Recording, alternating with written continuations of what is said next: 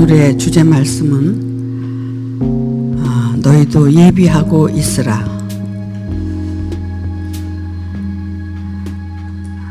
무엇을 우리가 예비하고 있어야 되는가? 그동안 구원에 대해서 여러 가지 방향을 통해서 여러분에게 말씀을 드렸습니다. 지난주에는 말세에 나타날 구원에 대하여 여러분에게 말씀을 드렸죠.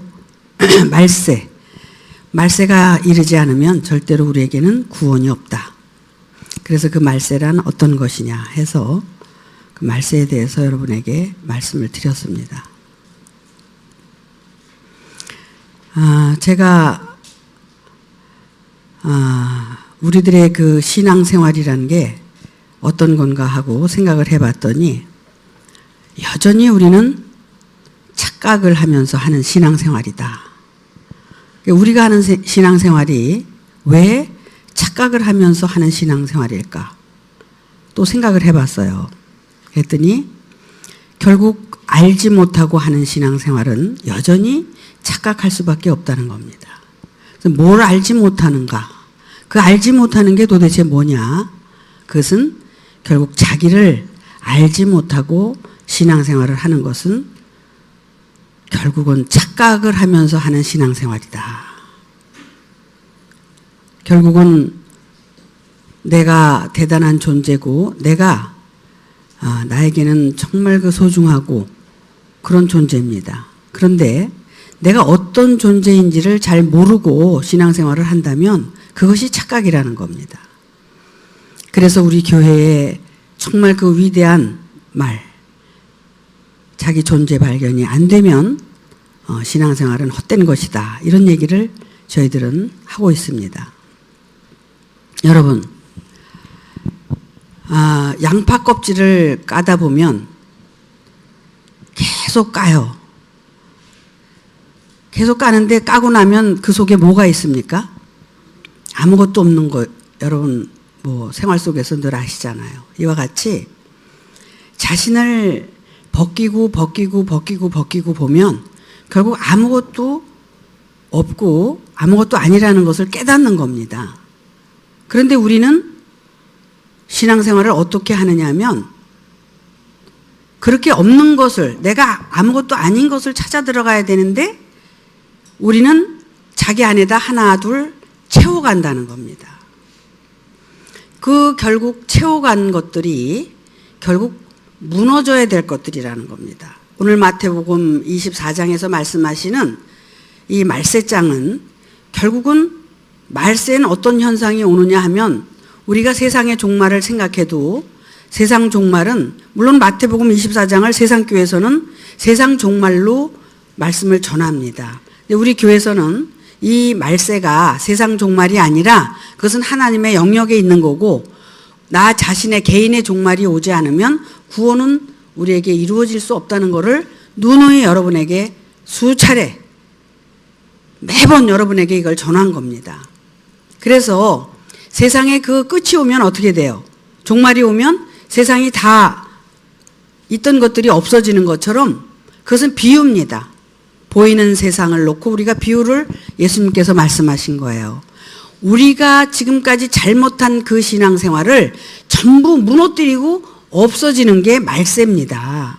그러니까 여러분의 어떤 인간적인 사고방식, 여러분의 잘못된 신앙생활, 말씀을 가지고 있었던 그런 고정관념, 그래서 내가 알고 있었다는 그런 모든 것들이 하나님의 뜻대로 내가 가지고 있는 것이 아니라 전부 인간적인 속성에서 모든 것을 받아들이고 알고 있다는 이 모든 것들을 다 무너뜨리시겠다는 것이 하나님의 말씀이라는 겁니다. 오늘 마태복음 24장의 말씀은 그런 걸 얘기하고 계시다는 거예요.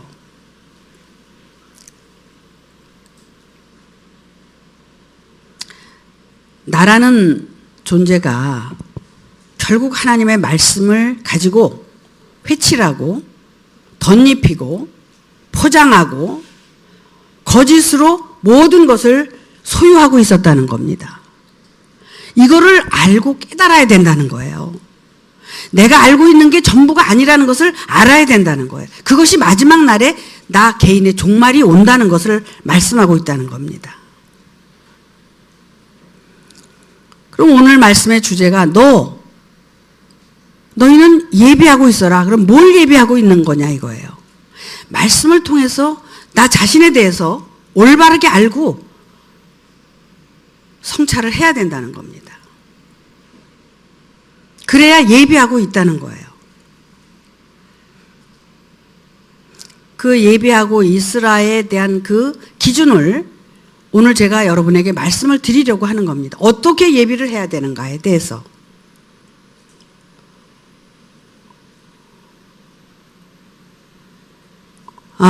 우리가 창세기 1장에서 보면 아담과 하와가 있었어요. 그래서 그들이 어디에 있었느냐 하면 처음엔 에덴 동산에 있었습니다.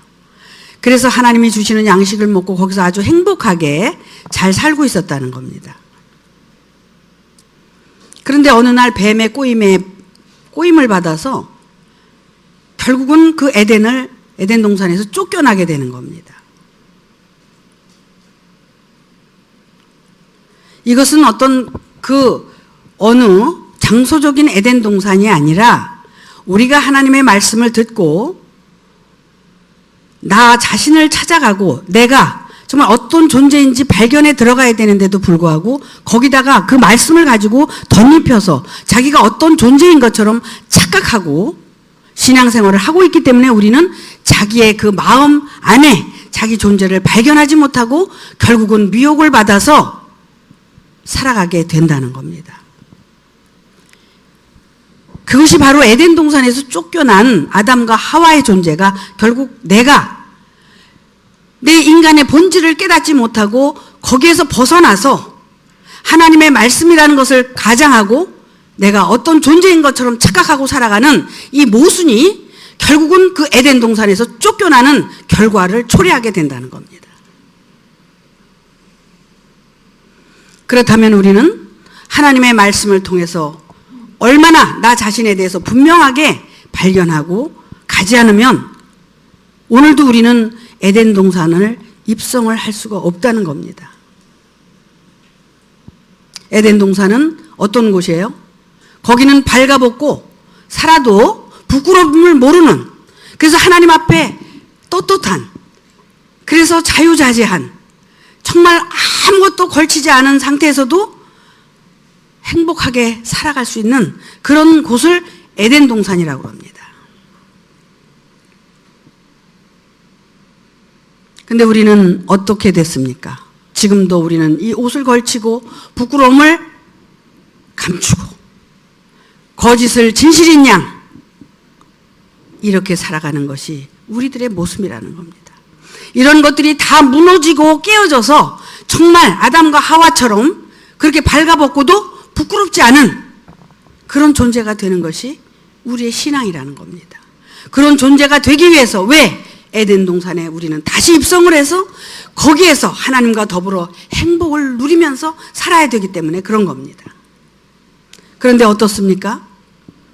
아직도 내 생각, 내 고정관념, 내 신앙, 이 모든 것들이 틀로 만들어져서 나를 감싸고 진정한 나를 보지 못하게 하기 때문에 나에게는 아직도 자유가 없고 행복이 없다는 겁니다.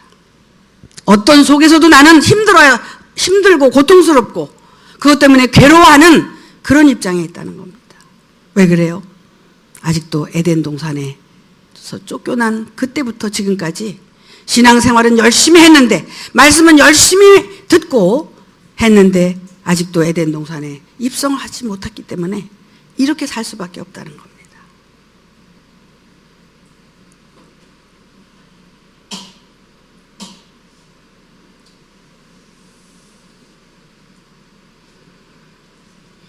사람은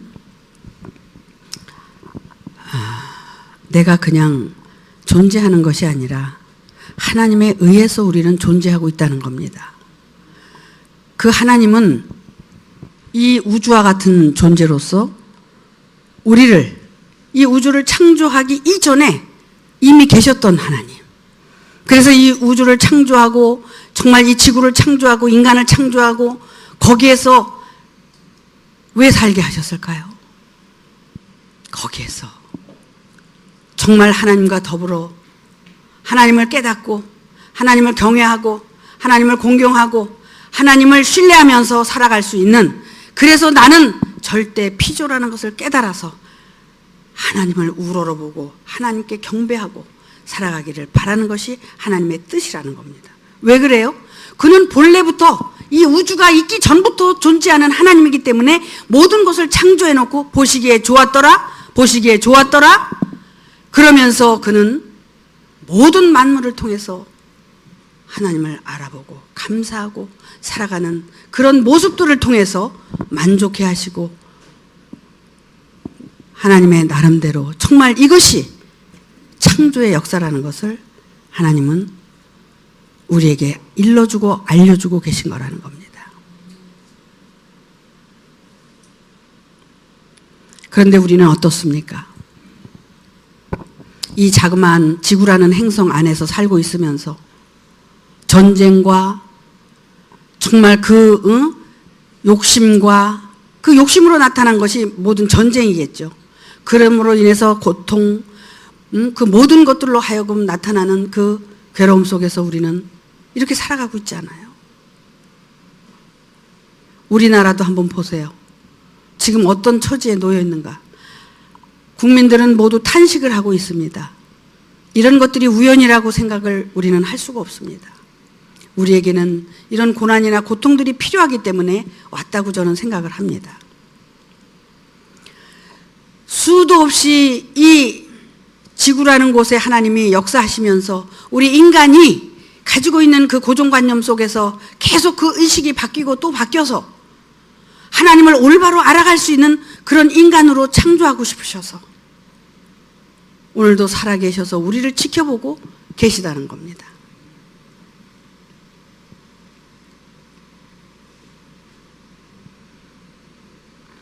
그런데 인간들은 어떻습니까? 그 욕심의 탈을 벗지 못해서 고통의 사슬 속에서 돌고 돌면서 아직도 여전히 이렇게 살아가고 있다면 우리는 정말 하나님을 모르고 산다는 겁니다. 하나님은 산자의 하나님이라고 그러는 말이 있어요. 산자의 하나님, 죽은 자의 하나님은 아니다. 그러니까 살아있는 모든 존재는 하나님을 이제 경배하게 돼 있고 안다. 여러분, 허다못해 식물 하나를 보십시오. 모든 식물들이 이 태양빛을 바라보고 어떻게 돼요? 그 태양을 바라보면서 자라고 있는 겁니다. 우리 인간도 마찬가지입니다. 그런 자연계를 통해서 하나님의 말씀을 다시 한번 깨닫고 이 하나님의 말씀을 태양으로 보고 우리가 그 말씀을 향해서 올바르게 정진해 나간다면 우리는 하나님을 올바로 알 수 있을 거라고 생각을 합니다. 아직도 하나님을 모르는 까닭은 뭡니까? 하나님께서 우리에게 일러주신 우리 자신에 대해서 아직도 모르고 있다는 겁니다. 어린아이가 젖을 먹고 엄마의 젖을 빨면서 아이가 성장할 수 있는 것은 그 젖을 먹고 있었기 때문에 성장할 수 있었던 겁니다. 여러분들이 하나님의 말씀이 있었기 때문에 오늘 여기 계신 거고 앞으로도 그 말씀들이 여러분들을 안내하실 거라는 생각을 합니다. 그래서 여러분들은 변화될 수 있다는 겁니다.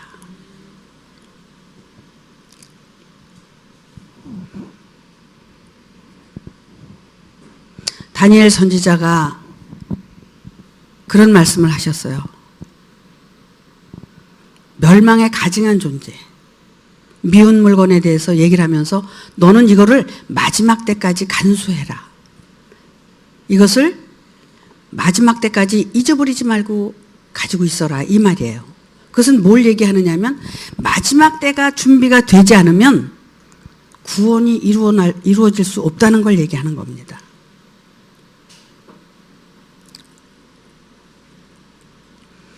그래서 여러분들은 자기의 마지막 때를 준비하기 위해서 말씀을 듣는 것이고 신앙생활을 하는 겁니다. 마지막 때는 어떤 존재냐? 내가 죽는 날을 얘기하는 거예요. 나를 포기하는 날을 얘기하는 거예요.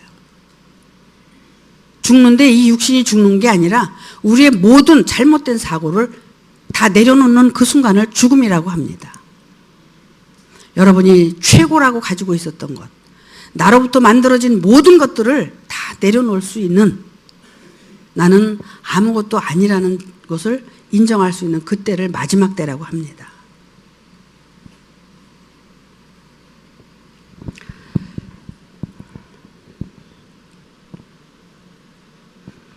노아의 방주 사건을 우리가 한번 다시 상기를 해보세요. 노아가 120년 동안 방주를 지었습니다. 노아는 열심히 방주를 짓고 있는 동안에 그 노아의 가족과 그 짐승들과 그 육축은 이제 노아로 방주 속으로 들어와가지고 구원을 받잖아요. 근데 그 외에 모든 사람들은 노아가 방주를 질 때 비웃었어요. 저건 미친 거 아니야? 왜 저렇게 살아? 저렇게 안 살아도 되잖아? 그리고 자기들이 하고 싶은 것들을 먹고 마시고 즐기고 살았다는 겁니다. 여러분, 그런 생각을 해봤어요. 노아 때 그 노아 가족 말고 많은 사람들이 있었는데 그때 먹고 마시고 즐긴 것이 뭐 이렇게 음식을 먹고 음료수를 마시고 술을 마시고 그렇게 놀았다고 하는 말씀은 아닐 것 같아. 여러분들도 그건 감지가 되죠? 이 말씀을 가지고 자기가 그 말씀 때문에 즐거워하고 말씀 때문에 기뻐하면서 정말 그 방주를 사실상 지어야 되고 그 방주 안으로 들어갈 준비가 돼야 되는데 그 방주 안으로 들어갈 준비를 하지 않고 방주를 짓지 않고 이 말씀만 가지고 살았다는 겁니다. 그래서 홍수가 나서 이 방주가 살아났는데 이 홍수는 어떤 홍수냐면 말씀의 홍수예요. 말씀이 너무나 넘쳐서 그 말씀에 다 빠져 죽는 거야. 그 말씀을 가지고 장난질하고 그 말씀을 가지고 자기 욕구를 채우고 그 말씀을 가지고 자기의 욕망을 채우고 자기가 정말 하나님을 알기 위해서 자기 존재를 발견하고 들어가야 되는데 그게 싫으니까 말씀 때문에 착각을 하고 말씀 때문에 자기가 무엇이 된 것처럼 생각하면서 사는 존재들, 이런 존재들은 전부 홍수에 밀려서 떠내려갈 존재들이라는 겁니다.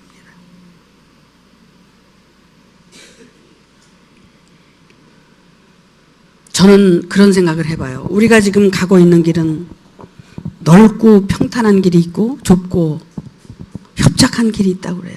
그래서 우리는 그 넓고 평탄한 저 모든 기독교가 걸어가는 길, 그 길을 떠나서 우리는 이 좁고 협잡한 길에 왔다.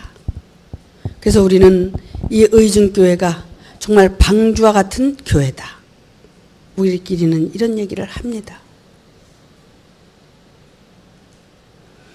좁고 협착한 길은 우리 의증교회가 좁고 협착한 길이 아니라 이것은 외적인 좁고 협착한 길이에요.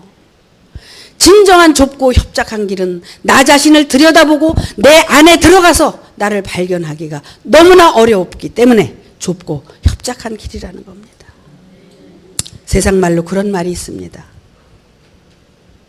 우물을 파는데 한 우물을 파라. 여기 파고 저기 파고 저기 파고 여기 파서 거기에서 생수가 나오는 것이 아니라 한 우물을 계속 흙도 파고 바위도 뚫고 계속 파고 또 파고 파고 또 파야 그 속에서 생수가 나올 수 있다는 걸 얘기합니다. 좁고 협착한 길은 여러분의 마음 속에 여러분의 존재를 캐고 파고 들어가야 되는 겁니다. 거기에 내가 정말 진정한 하나님의 뜻을 찾아서 내가 가고 있는가?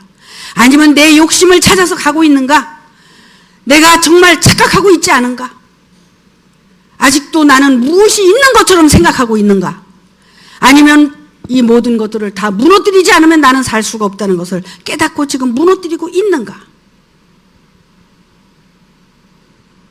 이것을 위해서 우리는 오늘도 모였어야 여기 오신 보람이 있는 겁니다.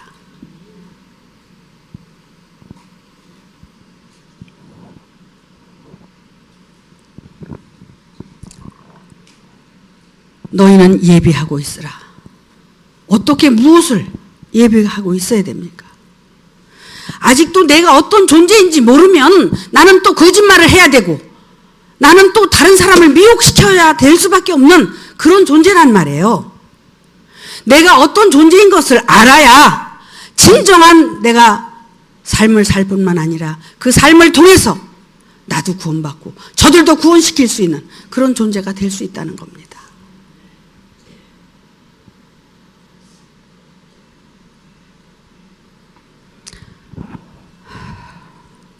여러분, 노아가 120년 동안 방주를 지었다고 그러는데,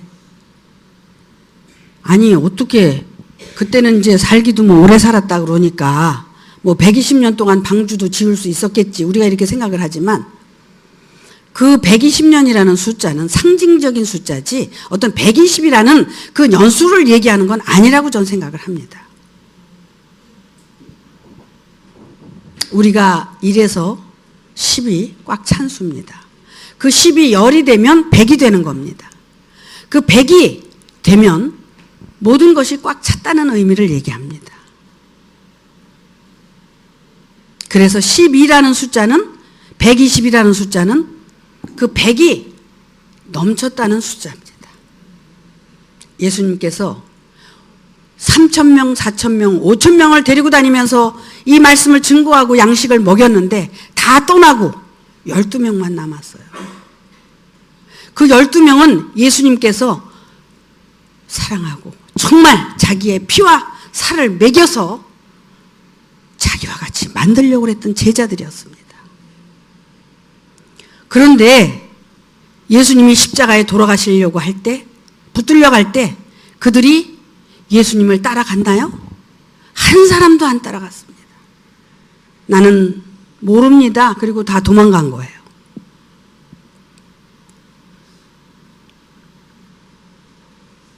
예수님의 제자들이 있었습니까? 한 사람도 없었습니다. 십자가에서 돌아가시고 나서 성령이 오순절 다락방에서 그 제자들에게 임했을 때 그들이 그때서야 비로소 예수가 누구인지를 알았다는 겁니다. 이와 같이 하나님이 그들에게 역사하지 않으면 그들은 아무것도 알 수 없었다는 겁니다.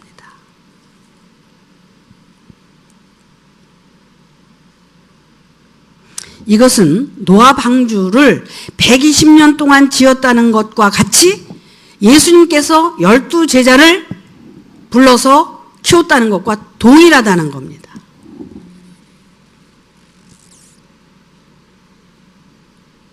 그런데 보세요. 노아 방주에 누가 들어갔어요? 노아의 가족 8명이 들어갔다고 그럽니다. 그리고 거기에 짐승들도 따라 들어갔습니다. 정한 짐승도 들어가고 부정한 짐승도 들어가서 그 노아 방주 안에 있었던 그들은 전부 홍수에 떠내려가지 않고 살았다는 거예요. 그 노아의 그 방주 영화 여러분 보셨죠? 방주를 지어놓고 노아 가족이 들어가고 거기에 막 짐승들이 막 들어가요. 아니 하나님이 그 방주를 짓게 하신 게 그렇게 짐승들을 구원해내려고 하신 건 아니잖아요. 우리 인간의 상태가 정말 미생물의 상태에서 기는 짐승의 상태에서 걷는 짐승, 육축 이렇게 우리가 이렇게 거듭나고 변화되는 걸 얘기하셨잖아요. 6일 창조를 통해서. 그러니까 우리가 그 짐승의 상태에 있는 그 상태에 그 인간들이 함께 들어갔다는 거예요. 그 방주 안에. 그래서 부정한 짐승도 들어갔고 정한 짐승도 들어갔고 노아의 가족 8명도 들어갔다는 겁니다. 물론 그 8명 속에 8자라는 숫자도 거기엔 비밀이 있어요. 7이라는 숫자는 완성을 얘기하고 거기에 완성을 준비한 자들은 그 방주 안에서 살아날 수 있었다는 겁니다. 저는 우리 교회를 노아의 방주와 같은 교회다 이렇게 여러분에게 말씀을 드립니다. 우리 교회가 방주예요. 방주. 방주인데 어떤 방주냐면 거기에는 1층 천에는 의로운 짐승이 있고 2층 천에는 정한 짐승이 있고 3층 천에는 부정한 짐승이 있는 방주입니다. 여기 여러분들이 똑같이 앉아 계시지만 어떤 존재는 의로운 존재도 있고 어떤 존재는 정한 존재가 있습니다. 어떤 존재는 부정한 존재가 있다는 겁니다. 그래도 그들은 방주 안에 있다는 거예요. 방주 안에 있다는 것은 구원을 준비하고 있고 하나님이 구원의 대상으로 삼아서 구원을 시켰다는 겁니다. 여러분이 좀 부족하고 모자라도 이 방주 안에서 여러분이 존재하고 있다면 여러분들은 반드시 구원에 이른다는 겁니다. 이 마태복음 24장에 아주 제일 핵심이 되는 말씀이 뭐냐면, 그러면 주님 언제 이런 일이 일어나고 우리에게 어떻게 이런 일들이 일어납니까 하고 제자들이 물었잖아요. 그리고 쭉 하신 말씀이 뭐라고 하시느냐면 아들도 모르고 천사도 모르고 아버지만 아신다고 그랬어요. 말세에 일어날 고통에 대해서 그 고통을 딛고 일어나서 변화되는 사람은 결국은 누가 아느냐면 아버지만 아신다고 그랬단 말이야. 천사도 아들도 모르고. 이게 예수님의 말씀이에요. 그렇기 때문에 너희는 예비하고 있어야 된다. 그래서 그 왜 예비를 해야 되느냐면 인자가 어느 경점에 올지 아무도 모른다는 거야. 그러니까 항상 예비하고 너희는 깨어 있어서 준비하고 있어야 주님이 오실 때 이분이 주님이 나에게 오신 거구나 그걸 알게 된다는 거야. 근데 주님이 우리 안에 이미 오셨는데도 불구하고 우리가 모르는 것은 뭐냐면 내가 자고 있었다든지 졸고 있었다든지 그래서 모른다는 거예요. 깨어 있으면 우리 집에 손님이 누가 왔는지 알 거 아니야. 근데 내가 졸고 있거나 자고 있었어. 근데 손님이 왔다 가도 모르잖아요. 이와 같이 여러분들은 예비하고 깨어서 준비하고 있으라는 겁니다. 또 한 가지 말씀을 드릴 것은 두 여자가 밭에 있어. 밭에서 이제 일을 하고 있었어. 밭을 갈고 있었어. 근데 이 두 여자가 어떤 여자예요? 밭을 가는 여자인데 어떤 밭을 가는 여자야? 저기 어디 저 논밭에 가서 호미질하고 이러는 여잔가? 하나님은 영이시라고 그랬잖아요. 모든 말씀은 영적으로 우리가 이해를 해야 된다는 거야. 그래서 이 밭을 가는 여자는 마음밭을 가는 여자야. 이 마음밭에 내가 정말 이게 길바닥 밭이냐 돌짝 밭이냐 가시와 엉겅퀴 밭이냐 내 밭에 정말 옥토가 돼서 하나님의 말씀을 심어서 그 옥토에서 잘 자라서 열매 맺는 내가 돼야 되는데 내가 과연 어떤 밭을 가지고 있느냐를 계속 들여다보면서 마음밭을 가는 여자를 얘기하고 있다는 거예요. 근데 두 여자가 있었어. 두 여자가 있었는데 한 여자는 데려감을 당했대네. 눈 깜짝할 사이에 여자가 없어졌어. 데려갔다는 거야. 그러니까 우리는 우리 인간의 상식으로 뭘 생각하냐면 여기 여자가 둘이 있어서 여기 김 원사님하고 여기 같이 있었어. 근데 한 여자가 없어졌다는 걸 생각을 해. 그래서 이걸 휴거라고 그랬지. 세상교회에서 여러분 이거 어떻게 배웠어요? 휴거. 그래서 어느 날 갑자기 뿅 하고 하늘로 올라갔다는 거야. 누가? 주님이 데려가셨다는 거지. 그렇게 알고 있었잖아.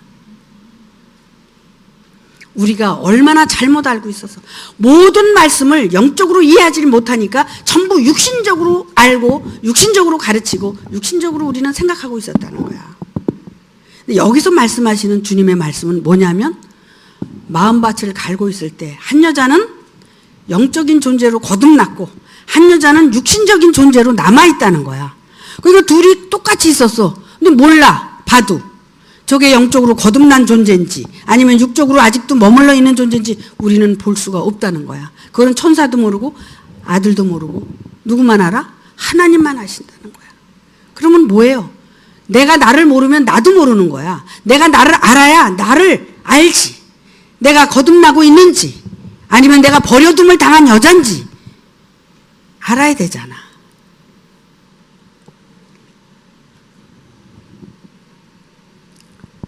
그래서 천국은 노아의 방주에 들어간 자, 또 데려감을 당하는 자, 그들에게 이루어진다는 거예요. 근데 그렇게 되기 위해서는 어떻게 해야 되느냐면 너희는 예비하고 있으라는 거예요.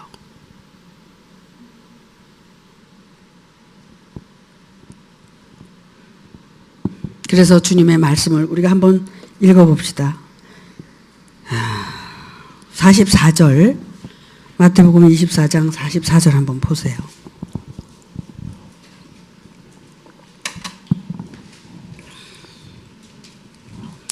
이러므로 그 앞저 43절 한번 더 보겠습니다. 너희가 알지 못함이니라. 너희도 아는 바니 만일 집주인이 도적이 어느 경점에 올 줄 알았다면 깨어있어 그 집을 뚫지 못하게 하였으리라. 이러므로 너희도 예비하고 있으라. 생각지 않은 때에 인자가 오리라. 도적이 저 바깥에 있는 도적이 무서운 게 아니라 내 안에 있는 내 도적이 무서운 거야. 우리는 내가 아주 꽤 괜찮은 선인, 꽤 괜찮은 의인, 더 나가서 꽤 괜찮은 하나님의 종인 줄 알잖아요. 그런데 하나님은 우리를 향해서 도적질하지 말라, 간음하지 말라, 살인하지 말라, 우리를 살인자로 또는 도적놈으로, 우리는 간음하는 자로 지적을 하고 있다는 겁니다. 그래서 도적이 그런 도적질하고 간음하고 살인하는 그런 상태에서는 주님이 와도 모른다는 거야. 막 집을 뚫고 너를 멸망의 길로 데려가도 모른다는 거야. 깨어있고 예비하고 준비하고 있는 자들은 그렇게 데려가는 걸 안다는 거야. 그렇기 때문에 그리로 안 따라간다는 거지.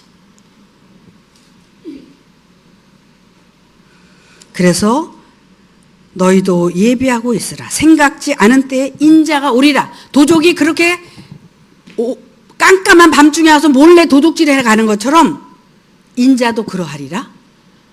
주님도 그 깜깜한 밤중에 우리한테 오신다는 거예요. 그래서 정말 그 말세의 경계 그것이 나의 마지막 날도 되지만 주님이 임하는 날도 된다는 거야. 그래서 말세에 주님이 임하신다는 거야.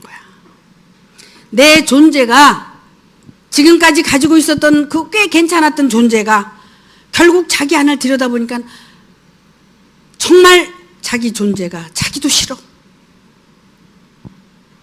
왜 내가 이렇게 생겨먹었지? 야, 이거를 알 때, 그때 주님이 오실 수 있다는 거예요. 깜깜한 밤중에 불빛이 비치는 것처럼. 그러면 그 불빛이 와서 그 어둠을 다 물리칠 수 있다는 겁니다. 그러면서 45절에 충성되고 지혜 있는 종아, 충성되고 지혜 있는 종이 되어 주인에게 그 집사람들을 맡아 때를 따라 양식을 나눠줄 자가 누구냐? 때를 따라서 양식을 나눠줄 자가 누구냐? 우리가 때를 따라서 양식을 나눠줄 자가 돼야 되는데 뭐 양식이 있어야 나눠주지. 우리는 들은 말씀 가지고 배운 말씀 가지고 이거 가지고 나눠준다고 생각을 했거든, 지금까지. 근데 이게 들은 말씀, 배운 말씀 가지고 나눠주는 거는 생명이 없는 거야.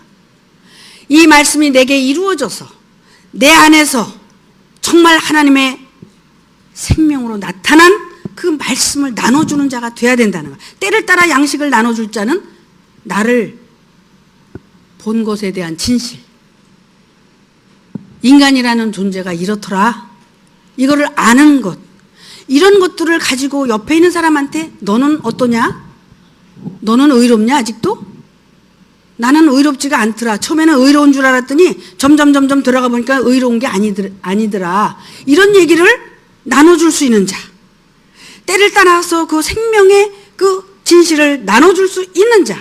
내가 거짓이었더라. 내가 진실인 줄 알았더니 이런 것들을 알고 나눠줄 수 있는 자가 때를 따라서 양식을 나눠줄 자가 된다는 거야.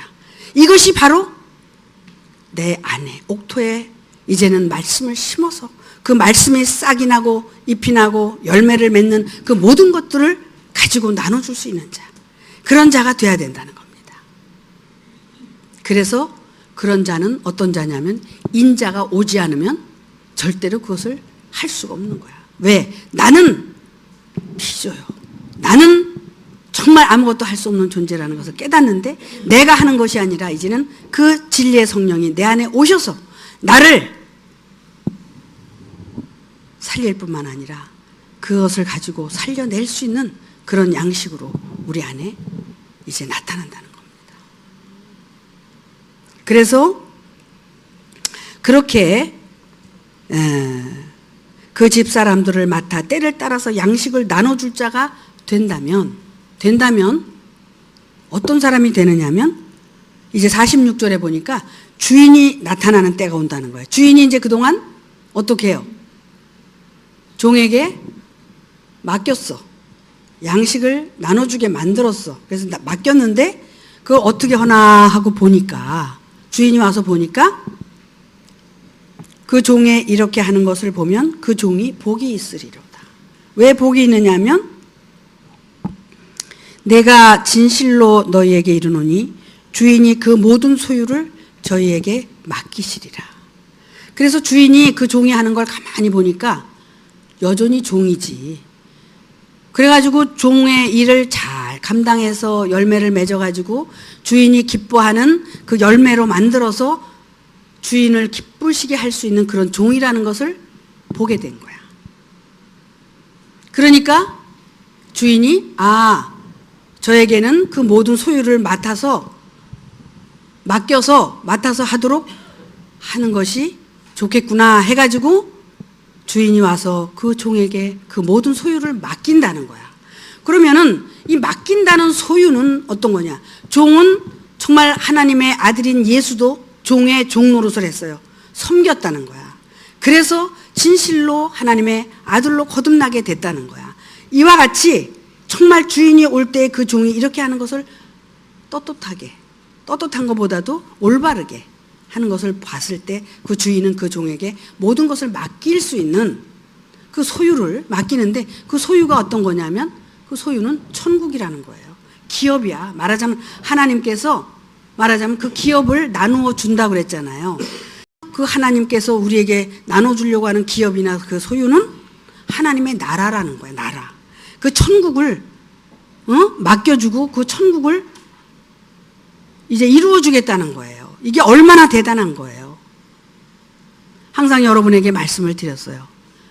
돈을 열심히 벌려고 그러지 말고 그 아들이 되려고 그래라. 그 아버지의 그 아들은 그거를 가지고 누릴 수 있는 것처럼 우리도 그 소유를 맡기시고 할 수 있는 것은 우리가 하나님을 아버지로 모시고 우리가 올바르게 살아가고 하나님의 정말 일을 올바로 할 수 있는 자격이 준비가 돼야 된다는 거야. 그럴 때 하나님께서 그 소유를 맡기신다는 겁니다. 여러분, 이런 것 때문에 신앙생활 해야 되는 거 아니에요? 하나님의 나라, 기업, 이것을 우리에게 맡기시려고 할 때는 그 준비가 우리는 돼야 되는데 그 준비는 언제 되는 거냐면 말세에 그 준비가 된다는 거야. 이 구원이 우리에게 이루어지지 않으면 우리는 모든 것을 하는 것처럼 생각하지만 그것은 다 욕심 또 자기 착각에 의해서 모든 것을 하기 때문에 그것은 하나님이 인정하시지 않는다는 겁니다. 얼마나 중요해요. 저도 마찬가지예요. 저도 여러분을 사실은 맡겨주신 거거든. 저에게 하나님의 그 사람을 만들기 위한 그거를 저를 매개체로 통해서 여러분들을 어떤 존재로 만들기 위해서 저를 여기 세우신 거예요. 일꾼으로 만드신 거야. 하나님의 내가 올바른 종의 역할을 감당하고 여러분들을 올바로 인도하고 이끌어주면 저는 칭찬을 받지만 만약에 여러분들을 잘못 인도하고 잘못하게 되면 저는 무서운 책망을 듣는 거예요. 그러니까 이 일이 얼마나 소중한 거라는 것을 다시 한번 느끼게 되는 거죠. 어떻게 보면 두려운 거죠.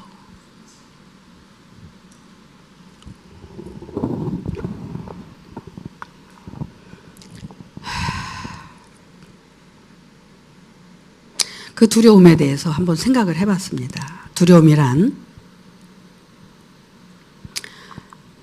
결국 모르기 때문에 두려운 거예요. 우리가 올바로 알게 되면 절대로 두렵지가 않습니다. 근데 뭘 알아야 되느냐? 나에 대해서 진정 내가 죄인의 자리로 가고 정말 피조의 자리로 간다면 두려움이 없을 겁니다. 그런데 우리는 뭔가 알고 있고 하고 있다는 생각을 하고 있기 때문에 우리는 또 두려워질 수밖에 없는 존재라는 겁니다.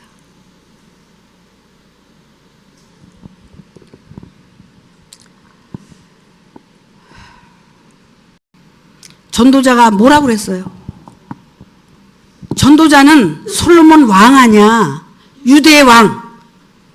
그는 전무후무한 자야. 뭐에? 부에, 지혜에. 이 세상에서 그와 같이 가지고 있었던 것이 많은 사람은 없었어. 지혜도 부도. 그래도 그는 뭘 고백했냐면 헛되고 헛되며 헛되고 헛되니 모든 것이 헛되다고 고백을 했어. 왜 그렇게 헛되다고 고백을 할 수밖에 없었느냐 하면 그가 가지고 있었던 그 모든 것들, 취하고 있었던 그 모든 것들이 결국 자기 존재하고는 상관이 없었던 거라는 거야. 자기 존재를 올바로 깨닫고 나서 이 모든 것이 헛되다는 것을 비로소 아는 거지. 하나님한테 그가 어떻게 기도했어? 하나님, 나에게 부도 주시겠지만 부보다 더 중요한 게 나에게 지혜를 달라고 얼마나 갈구를 했어. 그래서 다 주신 거 아니야? 근데도 그 지혜마저도 헛되고 헛되다는 것을 깨달았다는 거야.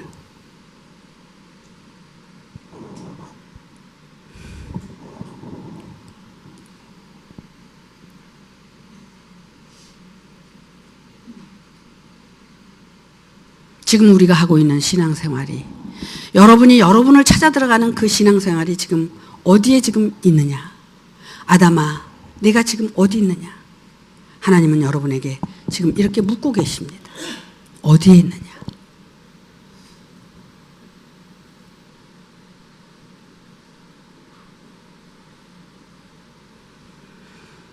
부정한 짐승 가운데 있느냐? 정한 짐승 가운데 있느냐? 아니면 의로운 짐승이 됐느냐? 의로운 짐승이 됐는 줄 알고 착각을 했더니 그 착각에서 벗어나기 위해서 다시 내가 더러운 짐승이라는 것, 부정한 짐승이라는 것을 깨닫고 아는 거야. 그리고 나서 그것을 인정하고 다시 재출발을 하는 것이 올바른 신앙생활이라는 거야. 우리가 의증교회라는 이 방주 안에서 우리는 무엇을 해야 됩니까? 나를 바로 알고 하나님을 바로 알아서 하나님을 올바로 경외하고 경배하고 그리고 나는 올바로 하루하루 진실된 삶을 살아가는 것이 진정한 하나님의 자녀라는 겁니다. 진정한 하나님의 아들이라는 겁니다.